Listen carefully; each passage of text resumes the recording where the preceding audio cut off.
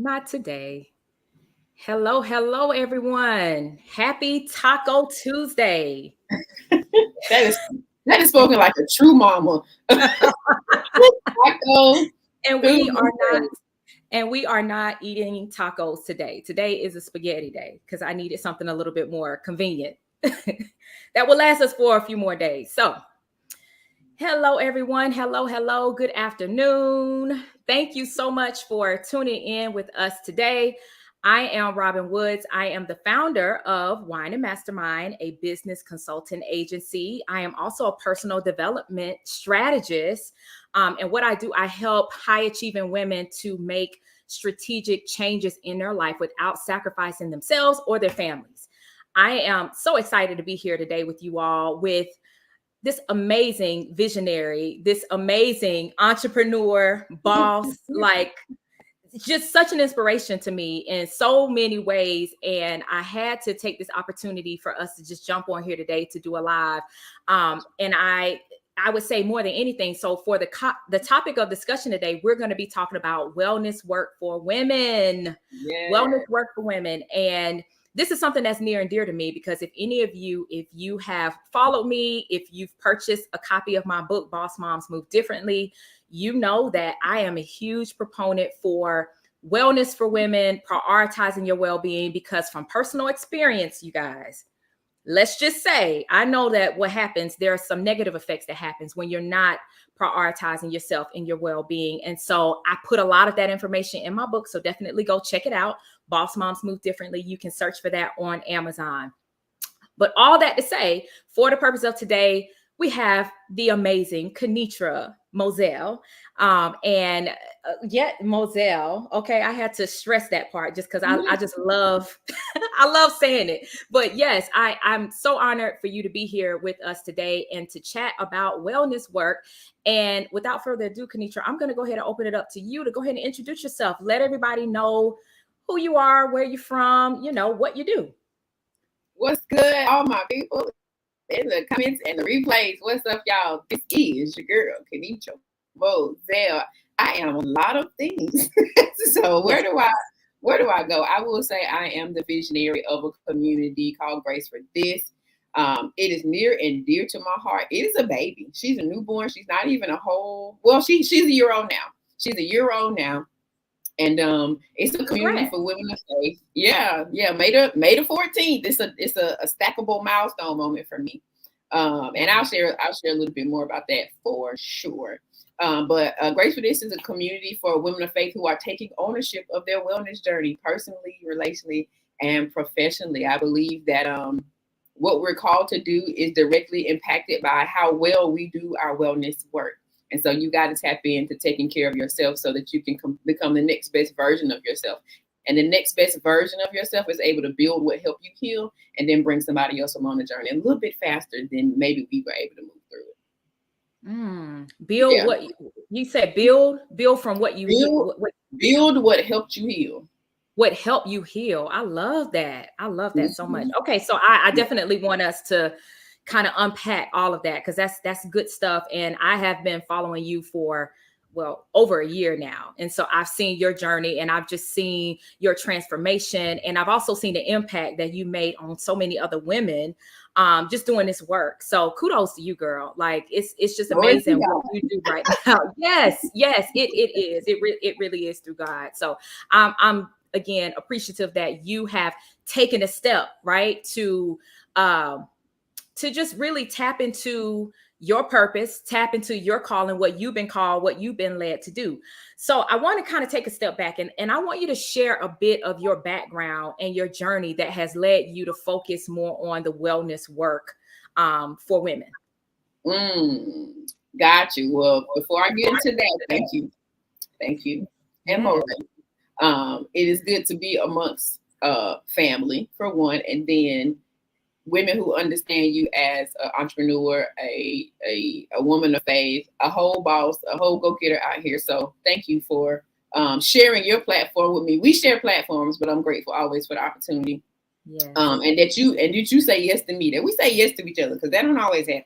That's right. That's That don't right. always happen. People are careful about their stuff, right? So Great. um, I talk about catalysts. I talk about catalysts a lot. And I will say that the catalyst for my wellness journey was the death of my husband in October of 2021. Church girl, grew up in church, but I found out that I have been faithing it till I make it. And faithing it till you make it does not serve who you are as a human being. And that, yes, you got your spirit intact. Yes, you have your relationship with God, but even God is aware that you are a human who has experiences with your emotions and hurt and anger and frustration and being anxious. All of those things are a part of the human experience. But how well have I learned to care for myself, the human part of me? I believe we're three parts. We're spirit, we're soul, and we're body. And so when you're dealing with the soul and the body part of yourself, you have to just really acknowledge the fact that life is going to life, but how are you equipped to deal with life and how it affects your humanity? And so when my husband passed away, I know I'm the strong friend, but I also learned that I was the unaware friend.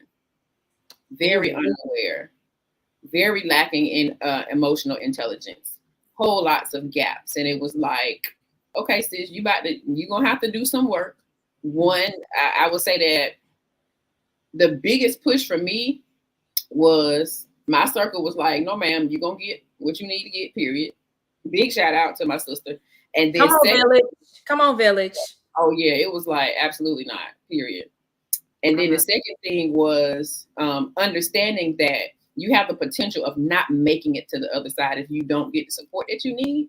So I just decided to go ahead and lean all the way into it. And when I started to just lean into it, God just really put a gentle amount of pressure on me to say, go post it, take the picture, write the story. And so many different beautiful things just really began to come out of me expressing myself. So it's been an amazing journey. And the amount of women who have responded and tap in and are in the community and want to come to events and following and where's the link at and want to show up, it's just really been amazing. And building what helped me heal, literally.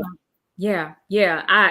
Let me just say my heart still goes out to you, right? After losing your husband, and just to watch you again, watching that transformation and seeing how you've just grown, throughout that transition. And it's inspiring so many people, like including myself. It's inspired myself because, we share, similar stories, of course, of losing loved ones that are really close to us and just kind of navigating through that new normal, right? Can be difficult. But I want you, because I definitely want to get on you sharing a few of those, what were some of those things that you've done specifically to get to that point? But like, even before that, because I heard you say you were faithing it until you made it, right? And what did that look like? Because sometimes some of us, and that kind of goes similar to like faking it till you make it, right? But like, if you don't mind sharing, like, what did that look like for you personally when you were like faithing it till you made it? So, pun intended, I meant for it to sound like faith until you make it, because sometimes we can use our faith to show up and maintain a level of fakeness. We use our faith as a mask for our humanity. We are not honest in our dialogue, especially with ourselves. And that was the part of the experience that was real for me. Like, I know some word, I know some scripture. My mom and daddy don't play that. My parents were our Sunday school teachers, growing up. They were the youth pastors, and they made sure that we were taken care of. But there were still some things as far as who we were as human beings where there were gaps. And so I found myself just not acknowledging parts of my human experience that is necessary. Like, I want to prosper and be in good health as my soul prospers. And if that's what the scripture says, how do I actually care for the part of me that is the soulish part of me? That's a part of my mind, my will, my emotions. That's a big part of my humanity. That is where my response to my human experiences lies. That is where I make decisions as a result of previous experiences. So if I don't do the work to understand how life is affecting me, what the residual effects of things are, the residual impact of certain things are, then I run the risk of not processing something correctly, spewing or bleeding on somebody else when I'm supposed to be caring and serving, and really I won't say render myself totally useless, but I'm not able to deliver what I'm called to deliver because I'm ignoring a part of me that is, how do I say this? I'm ignoring a part of me that needs to be processed in order for like a certain type of oil to come out of us. Like there's certain things we carry. Mm-hmm. But if you won't go through the process, that thing never gets to come to the surface. So people don't get to experience who God really called you to be because you're still masking it. Absolutely. 100%. I agree. And I can relate because I feel like for me, my personally, I think the masking it was more so, I think more so around just, people say, how are you doing? Right. And then the first thing you say is, I'm good. God is good. I'm hanging in there, stuff like that. And I think while there's definitely a certain level of trust, right? That probably falls into that. Cause I think some of it is just more so trust, like the human side of us. A lot of us, we're like, I'm not telling everybody, how I'm doing, what's really going on. Right. But I think for many of us, it can just become the default. When we say something, it's like, that's just like the default. Oh, I'm good. I'm doing fine. God is good. Everything is great. Right. So yeah, I would say I can definitely relate to, just kind of masking certain parts of myself. So what was it that actually got you to the point where you were like, okay, because I heard you mention like emotional intelligence, right? Like you mentioned that you didn't really have, you were that girl, you were the person, or you are the person that people go to for help, for support, right? Like you're the strong friend. So what was it for you that actually, what was the moment where you realized that, yo, I got to figure out this whole emotional intelligence thing for myself? Like, was it a book? Was it, a person that maybe brought it to your attention? Because a lot of times I know in my experience, what the way I found that was because I used to train that information. So I used to teach emotional intelligence to people. So that's the only way I was aware. But the people who I would teach that to, a lot of times it was their first time of ever really hearing it and really kind of putting it into them being able to apply that knowledge to their own personal lives. Sometimes we see it with other people, but a lot of times it's hard for us to really see it in ourselves. Yeah, the application, the real work, right? That inner work. So when was it for you? What was that moment? I'm curious. Oh my gosh. You know what? If I will say the biggest push behind it was I was hurting my closest friend. Oh. And I literally could not see it. And she would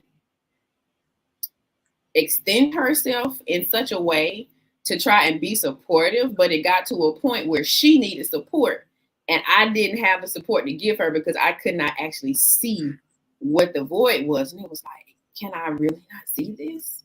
Yeah. And so, at that point, I started to feel like you are a threat to humanity. If you don't figure out, like, for real, like, Adventures is simple. We need help. Please help, please. But you know what? But with all seriousness, I did not want to make that mistake again. And when you hurt somebody close to you, I feel like I can cry right now. But when you hurt somebody close to you and it's 100% unintentional and you are fully unaware that you are doing it, that thing just, it was very challenging for me because I champion my people. I love my people. I give to my people. But what happens when you are not equipped to give them the thing that they actually need from you? And that was too much for me. I couldn't deal with that. So it was like what they say, you draw the line in the sand. And so she gave me some very clear parameters and some boundaries. And she actually began to use her voice to communicate what her experience was, which began to inform me. And so imagine how difficult that is. It's like somebody who is wounded by what's going on with their dynamics and how it's changing, who cares for you, but also it's like, I got to speak up for myself now because this is not me, right? Good for her. Right. And when I tell you, I'm even though in this scenario, I feel like I'm the person who was wrong, I was still so proud. I was proud that, she had that language and that word, because I can imagine how difficult that is. Like, because, I'm the widow. I done lost my husband. I could make a whole drama out of this situation. And I really was for a strong minute. Yeah. I'm gonna be dramatic till I'm gone. Hear me. That's gonna stay intact. But that was really the thing, because I did not want to risk wounding somebody else. Yeah, yeah. You know, I appreciate you sharing that. Especially, and I made a comment on, you know, good for her, right? Like in terms of, you know, being your friend and being willing to share that, especially like you say, you're literally grieving, right? And I think in my personal experience, when it's come to friendships, and I talk about this a lot because I do feel like a lot of the wellness work, it does involve relationships with other people, Yes. right? It involves Mm-hmm. building community, building a village, having healthy relationships with people. And I think oftentimes we kind of miss that. And I say from personal experience where I've had, you know, a friend who didn't want to share, you know, like I think to your point, I didn't realize, you know, it's like we have these blind spots, right? Like Yeah. where we don't realize how we're showing up and the things that we're doing because we're so far in it sometimes. And sometimes it's just a simple, if you can communicate and let me know, you know, what is your experience? Look, Because I love our friendship. I love our friendship. I love you as a person, right? And so if you, I feel like that's you gain more respect in your relationship, right? In friendship, in marriage, whatever it is, right? Like it's so much more rapport and respect that's built just from you being honest, even during those difficult times, right? Even when, because then I feel like my husband, that was my husband for me. It was my husband kind of having to keep it 100, right? But of course, gentle, right? It was the way he said it, how he said it. He wasn't just like, you doing, you know, and going off, right? So I think a lot of times it's just more of the approach, but definitely transparency is needed, especially in those moments. So I'm glad you shared that. Yeah. Yeah. So I want you to share with us, Kenitra, share with us, what are some specific strategies or maybe tools, resources that you have used that you found to be helpful in prioritizing your health and well-being? Writing. Ooh. Right. Pull out a journal and start writing. I was never a journaler. I literally did not make room for myself. I always was moving to the next thing. One thing was done. What is the next thing? There was never an focus on me. And even if I was celebrating myself, it was surrounding an event that required planning and details and invitations and text messages. It wasn't ever just, what do you need? How do you feel? How are you feeling? And so I would absolutely say writing. I am a humongous advocate for. I have journals on my website because we need to write. Hey, Lisa, what's up, ABEC family? We have to write. And that was, it just started off with I can't believe you left me with her. I got to deal with this, and her is somebody else. But that was freedom for me because I didn't have anybody to talk to about that particularly in a safe place. I wasn't comfortable with that yet. So the journaling piece is absolutely big. Community, 100%, 100%. Hands down, top tier. Make it your business to connect in the right community. I know that is challenging for some people to choose community because people have not stewarded relationships well. But I absolutely will say community was amazing, full of grace. They was grace for me. Grace for this. They was grace for me for the season that I didn't have the eyes to see myself and what I needed to work on. So community is absolutely paramount. And because my community was so amazing, I'm real big on creating community, creating spaces where people can be safe and have honest and courageous, conversations. And we do that in Grace for This. The pillars of Grace for This is community, conversation, and collaboration. Like, you got to have a place that's safe to communicate and share. You need to have conversations about what we really need to talk about, because we pity-pat around with all this other stuff. And the reality of it is, we need to talk about what's impacting our ability to show up in the grace that God has given us on our lives. Hey, Nisha, come on, classmate. And then the last thing is the collaboration. I love the fact that I have so many opportunities to collaborate just because I decided to be honest about my experience. And so then, our community, our humanity allows us to connect with somebody else's humanity. And so we're able to collaborate on our life's experience, and it overflows into somebody else's life. So journaling, writing, period, community, and conversation. Like, talk about it. Geez, just talk about it. Conversation. Please. Yeah. So listen, and it's so true, but I want you to kind of take a step back. And I was not going to ask you this question, but I just feel the need to do it, especially with us. Okay. Like women, when it comes to community, when it comes to, connecting, many of us are resistant. There's a level of resistance to joining communities and like really being involved in communities. Right. Like, I found out from my personal business, because I do believe that it is paramount, right, to have some level of community and really anything you're doing, especially the work we're doing, right? When it's wellness work, when it's what I call even ministry, because that's really what it is, right?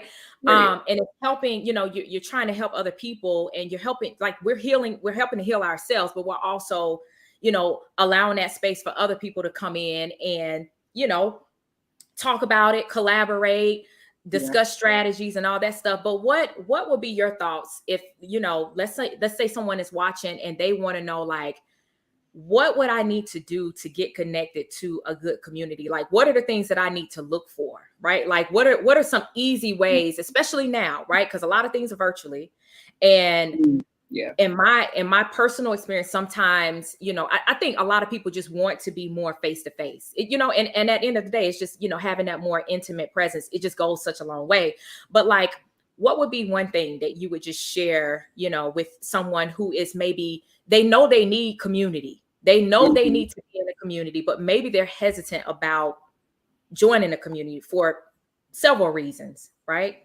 Yeah. What would you tell them? What would you tell them to maybe look for, to kind of take those baby steps in joining and being active? I got 3 things. Shout out to the class. See, that was a good question then. Yeah. My things come to me in groups of 3. Hey, Tavetta, my other sister, what's up, family? So 3 things. If you're being brave, come on. If you're being courageous, that's right. And you are ready to start reconnecting in community, acceptance, acknowledgement, and alignment. You want to look in places that accept you. But in addition to accepting you, because people can tell you to accept you, but they don't acknowledge you. So you're looking for, after the acceptance, you're looking for acknowledgement. Do people acknowledge who you are, what you carry? Do they acknowledge the fact that you quiet?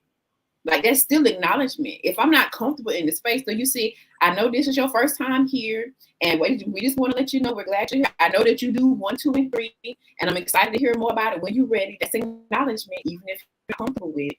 And then alignment. Like, how do people actually connect with who you are? Like, do you see the collaboration happening between you and the people in that circle? And so I would say acceptance, acknowledgement, and alignment. Can you see that happening in that space? And that's I feel like some indicators of whether or not you're in the right community. Oh, that's so good. AAA. So AAA. Did you know I was coming up with this question? Because I feel like you just spit that right out. That's good, though. That's real good. And I would say, the thing is, people want to be seen, right? Like, people want to know that when they're in communities, that they are seen, that they are heard, they are understood, right? And you got space there for you. I don't care how big it is. Even when they're hiding, I still want you to see. That's right. Exactly. Ooh, girl, that's so good. That's so good. Yeah. No, I agree 100%. And for those of you who are watching, let me just stop for a quick second and thank you all for joining. Thank you so much. Good to see everyone. Lisa, Nisha, Davetta, like, thank you all so much for joining our live tonight. We are talking about wellness work for women. So we want you all to tap in. Kenitra has shared some of her backstory, and we're talking about strategies for just prioritizing ourselves. So that's really where we are. And so if any of you have any good tips, any good strategies, any good resources that you wouldn't mind sharing, I will ask you to drop it in the chat. Let us know, because you could be helping someone. A lot of us, especially as women, we're just not taking that time to prioritize ourselves, right? Because we got all these responsibilities. We have all these, some of us are advancing in our careers, our businesses, right? Like our families, we're taking care of families, that we forget to take care of ourselves. And so oftentimes what happens is we end up masking. Kenitra talked about this earlier. We end up masking how we really feel, right? Emotionally, how we're really feeling. We don't, because we're not taking that time to really just assess where we are. And so I want those of you who are joining us, definitely tap in and share with us any strategies, any resources that you may know that may be beneficial to helping women to prioritize their wellness. And it looks like, Kenitra, looks like you are, let me see. Did you get disconnected? No, I needed to charge my phone and I didn't want to be all in your talk. Oh, I plugged it up. no. Okay. Awesome. I'm curious. Now, see, here's the thing. This is where it gets a little gray. And I hear this again, because, people, I've gotten a lot of feedback back from my book, right? And great feedback, right? When we talk about prioritizing your well-being, and especially as women, right? We've been taught to, take care of everybody else, make sure everybody else is good, right? Before we start doing that to ourselves, especially as little girls. And then by the time we become adults, we're like, well, wait, like when you hear that, sometimes that's triggering for people. Sometimes people automatically feel this certain, I know for me, that used to be, I'll speak for myself. That used to be me. I would feel this certain level of guilt when it came to prioritizing myself, especially as a mom, because, a lot of us as mothers, we are told to put everybody else first, right? Before we, the mom comes last, right? And while, I think it's commendable, right? For all the super moms, all the super women out there, I think it's commendable. From personal experience, that did not serve me very well. And so that's why I had to start taking more intentional effort behind my own well-being. So I want to hear from you, Kenitra. Like, what were some of the, if you've experienced any like resistance or skepticism from others when it came to prioritizing your well-being? What did that look like for you? Baby, folks don't like boundaries. It don't matter who they are. Oh, boundaries. Yes. Folks do not like boundaries. And the reality of it is that we have to train people. We don't ever get a break from training people how to treat us. That's right. Right. The acronym for GRACE: grief, rest,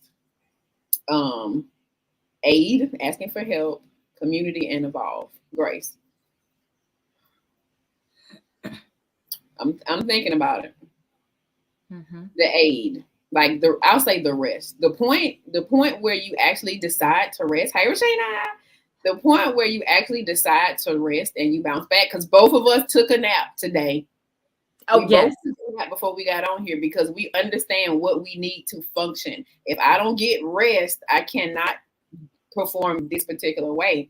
And so when we decide to rest and focus on ourselves, rest is clarifying. When you actually stop what you're doing and rest for yourself, you learn what you do and don't have capacity for. And when you learn where your capacity lies, then you can better give people boundaries. You can't give people boundaries if you don't ever stop to rest and relax. You're like, please figure out what's going on with you. And okay. So the resting part is clarifying, and then giving boundaries. People struggle. I don't even want to. I'm not going to single anybody out, because nobody likes when somebody gives them boundaries. Period. Nobody likes ever. We don't like it. We have to.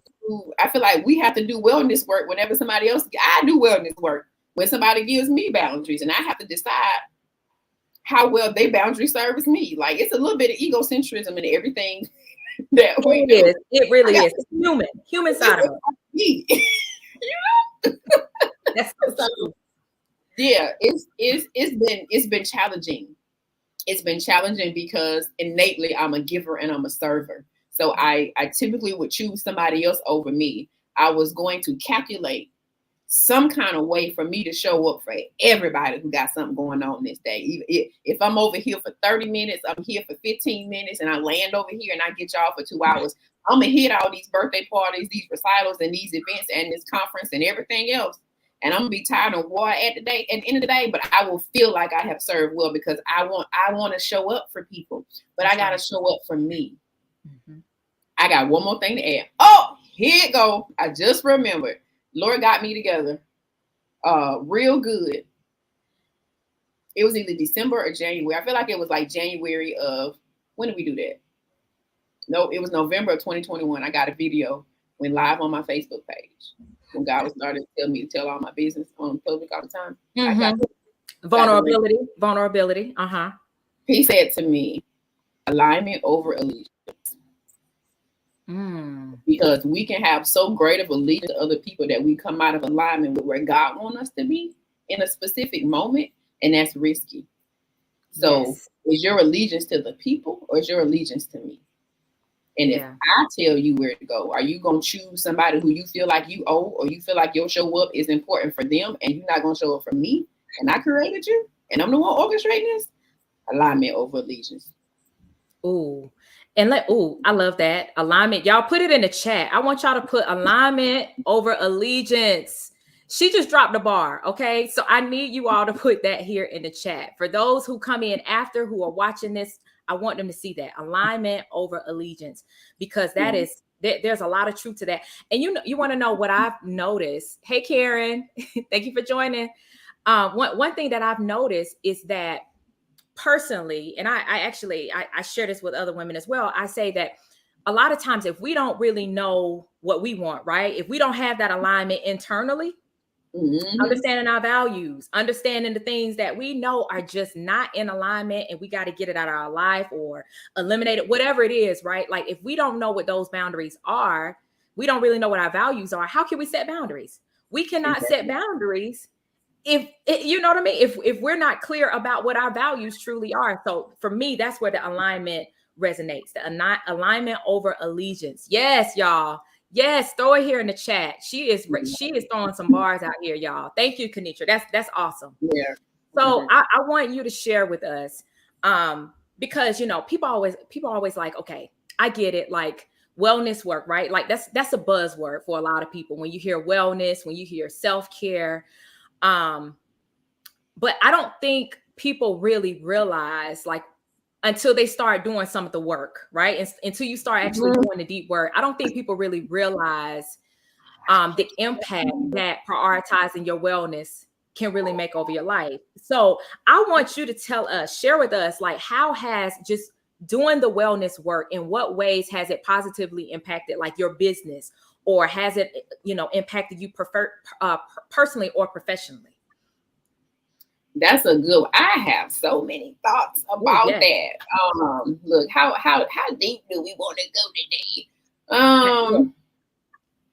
Can we let's first acknowledge this. It's actually work. It's work. You know how implementation. We be like, man, I gotta go to work today. Like, depending on how you feel about your job and what's going on that day and what you got going on, you're like, man, I gotta go to work. That's how I feel about going to therapy, but I'm still excited to go. I'm like, man, oh Lord, what you about to snatch me up about today? Because it's like, it's really, really work. And one of the things that did come out in my first year, when I journal, I write. I do prophetic planning daily. I'm a part of a community called PPD, Prophetic Planning Daily, and she's one of the keynote speakers for the conference this weekend. Praise God for Prophet Chanel. But something that I learned was to ask God questions. And you said it earlier, like, people have been taught to not ask God questions, but I believe God likes our inquiry because he likes to have a conversation. I mean, isn't that what happened in relationships? You exchange dialogue between two people who are interested in what the other person has to say. Okay. So in that, hold on, I gotta remember where I was going. Hold on, wait.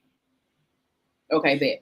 So in some of our prompts, one of the questions that we were asking God was like, what are some things, like, from my past that are keep hindering me from growing in my business?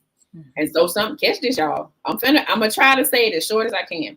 One of the things that came out was that I felt like I was not going to get a return on my investment in relationships professionally, because I had a relationship for 5 years in high school and to all of the last year of high school and into all of undergrad. I was in a relationship, got engaged, and then like months later we broke up. And That was like a 5.5 year long relationship, and it just ended over a text message. And so that impacted me, and I had never seen the residual of it, but I expected to work really, really hard and get nothing. And so I would not charge my value. I'm an event planner, and I was focused on brides. I've recently pivoted, but I wasn't charging my value. And I found comfort in locating clients or booking clients who would need me more than getting a client who's a more organized, a more high paying client is typically more organized about it because they value your service, or either they're so busy, they're going to pay you more money to handle it, an event plan. And so I saw that I was gravitating towards the people who would need me more because it meant that you was going to stay. So something that I have come to grips with now is that I'm valuable. Absolutely. I'm so glad. Listen, and you are, because anybody, especially if you are watching, and maybe you could share a little bit more about the event planning part of what you do in business, because I have seen your work and it is amazing. Events Bonafide, y'all. Like Kenitra will lay it out. Anybody else who knows Kenitra, if you've seen her work, I want you to put it there in the comments too, because more people need to know about the work that you do. Like the quality of the work is amazing. And one thing that you just mentioned was like, working with clients who would be willing to pay, more money, right? And this is me now. I think about this in terms of wellness, right? I think about this in terms of being able to serve, right? Being able to serve but also being able to ensure that your bills are paid, right? Like, and the more that you're serving, I truly believe that it's okay for us to go and seek clients who are willing to pay, right? Because I know the work that I'm bringing to the table, right? I know the quality of work. I know the value that I'm bringing to the table. And I struggle with that for so long. And so many of us struggle with that for so long, because I think about wellness. When I talk about wellness in my coaching program, one of the pillars is financial, right? So you think about financial wellness, and that is an aspect of ensuring that, hey, like we have to be very clear about those financial goals, right? What are those financial goals you have that you feel is going to be able to meet the needs that you have in your household, right? And some of us, did I go out? Uh-oh. I'm look like I'm frozen for some reason. Okay. All right. I'm good. But some of us, we are hesitant about charging higher prices. Right. And so, like, to your point, we'll go after people based on, like you said, you feel like they would probably need you more, but you're not really, because of the fact that you want to serve, you want to help more people. Right. And so you're like, who really needs me? Right. Versus looking at, okay, well, yes, I want to be able to serve people, but I also want to make sure that I can really take care of myself if I'm going to be doing this work. Because I know I struggled with that for a long time in my photography business. So I'm so glad that you brought that up, because again, I do believe that is a form of taking care of ourselves, prioritizing our well-being. So Kenitra, I want you to share with everyone, how do you stay inspired? How do you stay motivated and inspired to continue like this wellness work, especially during times when you have those, emotionally, maybe something may come up, right? You may be triggered in some way, and maybe it just may be a hard time. Life is just lifing. How do you stay motivated and inspired to continue your wellness work? And let me just say this one thing. I'm going to run and get my charger, but I want you to share it with the people who are viewing. So just know that I'll be right back. Okay, so y'all, how do I stay inspired? You know what? Honestly, I consider what could happen if I don't do the work.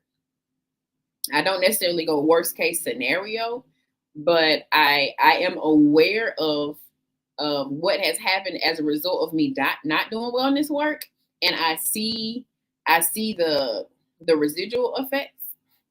If I can use, here we go. If I can use a bomb, if a bomb goes off, and we actually used this example in the conversation before, Hiroshima, and you think about how a bomb goes off and the detriment that it leaves behind, I think about those things. And I realized that this is something that happened as a result of me not having wellness work before this moment. And so I don't skip on any opportunities to do the wellness work because I don't want to see that happen again. So I don't have a prettier way to say it, but I'm just aware of what I don't want to do. And I have to do this. I mean, if you're a parent, you know, if you have children and you realize that there's some things that were missing in your upbringing, the same way you're passionate about making sure your children have that thing, that's how I feel about the wellness work. Like, this was something that was missing. It impacted me this way. I'm going to fill this void. I'm going to put this, I'm going to make sure that this gap is filled, and I'm going to share it with other people. And that's really, it really was a catalyst for why I started Bonafide Impact Academy. I launched a nonprofit in June of last year, because so much about my upbringing was amazing. Like, church family was amazing. Education was amazing. I got a whole master's degree in leadership and management, you know, in nursing. And so, and yet and still, I got to 36 years old and was not emotionally intelligent and was not aware of my wellness and still couldn't take care of myself. So how do I have all of these perfect things beautifully packaged with a nice bow on it and blush because that's my color, and you still got this big behind gap? Like, whoa, this is problematic. And so that's another thing about building what help you heal. Like, I want to help kids in the community have the experience that I have had, but we need to put this wellness piece in here. Like, you got to be able to actually care for yourself and make sure that you are like good overall. So that's really what inspires me. I don't want to leave a trail behind me. So I'm going to do the work now because I hate that. Girl. Yeah, no, I think that's good. I think that's good. Can you hear me? I just want to make sure everything's connected back. Okay. No, I think that's what I preach all the time around, you know, identifying like where were those gaps from, you know, because a lot, you know, if you've had a great childhood, right? But then even as an adult, and even, you know, I know for me, I know my children, there would still be gaps, right? But I don't want it to be those same gaps. Come on, don't let it be. Listen, I do not want it to be the same gaps. And so my goal, what motivates me, is to ensure that I'm filling those gaps, right? Like, wherever it was missed, I know my parents put in the work. They did everything they felt led to do during that time, during that season, right? And I'm so thankful for my upbringing and everything that they did. But at the end of the day, nobody's perfect, right? And so I think that's where it comes back to, we all have those blind spots, right? And our generation, I'm sure there's something that, you know, maybe we're missing, you know, even with technology. You think about the gaps that are probably going to exist, you know, just years from now, just from, you know, being a generation that's been heavy on technology. So yeah, I can totally relate to that in terms of what keeps you motivated. Okay, I want to ask you this. What are some common misconceptions or myths about wellness and self-care that you would like to debunk? Ooh. Oh, gosh. Okay, so, child. I feel like we talked about money. We did kind of cover the money part, money and business. So that was one. I want to sit with it from a religious perspective. I'm called to deal with religion. And we as people of faith have to be very careful to not subscribe to, I'll say religiosity, but religion period. Like, sometimes we subscribe to religion and we don't subscribe to relationship. And I believe that is a humongous gap that we need to give attention to. In the body of believers, we are suffering because we are not honest about what's going on with us. And I'm very passionate. I'm very, very passionate about that. And that's just, we gotta work on that.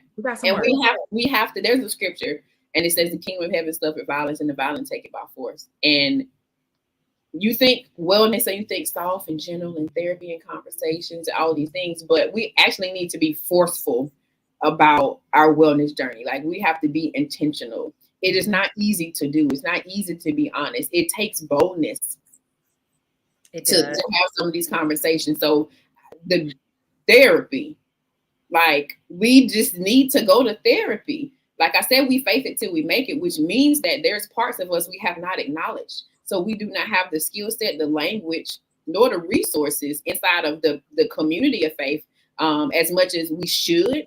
And I feel like that is a barrier for us. I definitely, I will refer, we did a wellness work summit, and we're going to do one every March. We're going to do a wellness work summit in Grace for this.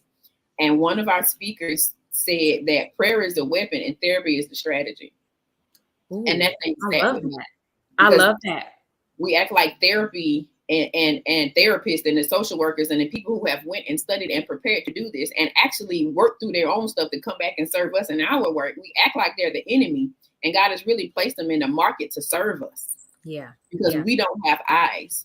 And the scripture, and I'm the preacher today. I'm gonna give y'all these scriptures today. Okay? Listen, nothing wrong with that. I like scripture. He that have an ear, let him hear what the Spirit is saying to the church. And the reality of it is, for those of us who have grown up in church, you are the church. I'm gonna just say that. Don't get it twisted. You are the church. It's not about the institution. It's not about the entity. It's not about the structure. It's about you. Yes. And you have to have an ear. But guess what? If I don't know any of the words, if I don't have the vocabulary, I'm not going to recognize it when somebody speaks it. And so people who are in therapy and counseling and social work and, you know, all that whole spectrum of care is necessary, because there is no person on this earth who ain't 100% human. Now, I done seen our robot and everything. This, you know, it might be some visitors with us. Just saying. But if you human, you whole human. You are, in your entirety, you are human. And so we have to equip ourselves as humans. And there are people who are trained to deal with the part of us that's human, the humanity of us, the mind, your emotions. All of that needs care. And you go to any other doctor, specialist for anything else going on with you. Why won't you go to the person who's been equipped and prepared to help you with your mind? Like, we got to stop cutting ourselves short. So therapy.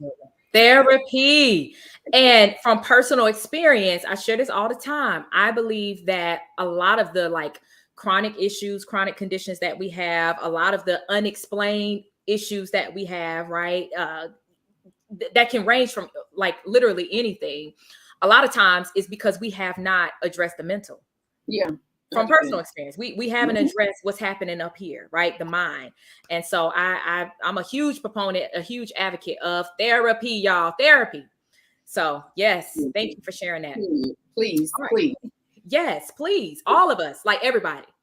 Seriously, I feel like everybody needs therapy. If you're human, therapy is for you. Therapy is for you, for sure. For sure.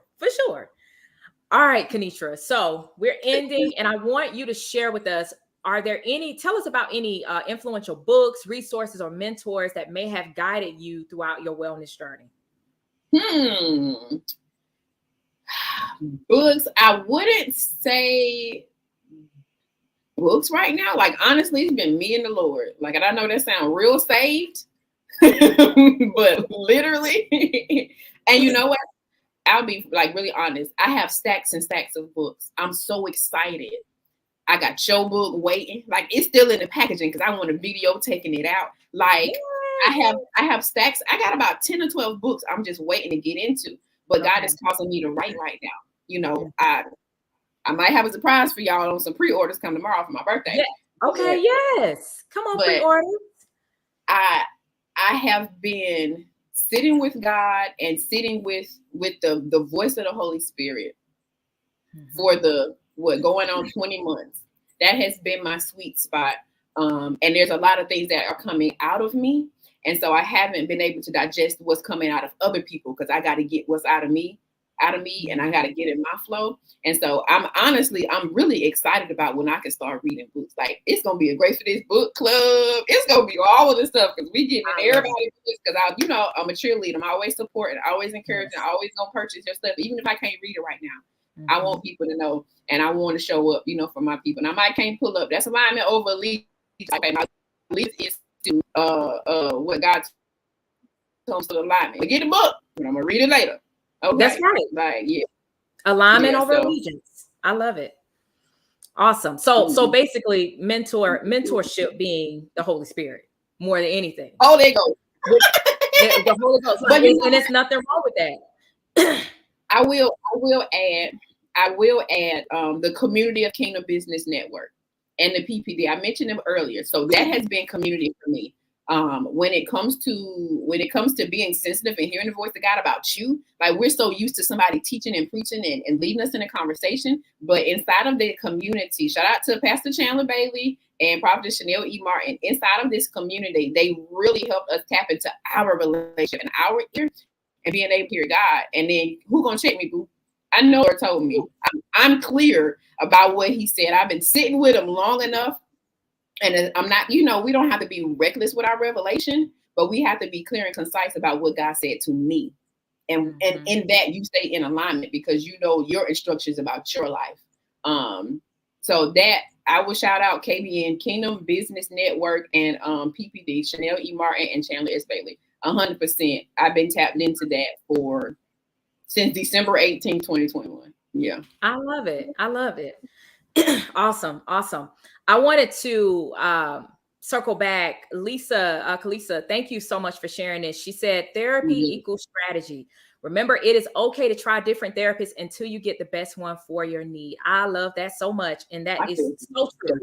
Yes, I love it. Therapy is strategy. So just remember that. Kenitra, before we leave, I want you to share with everyone.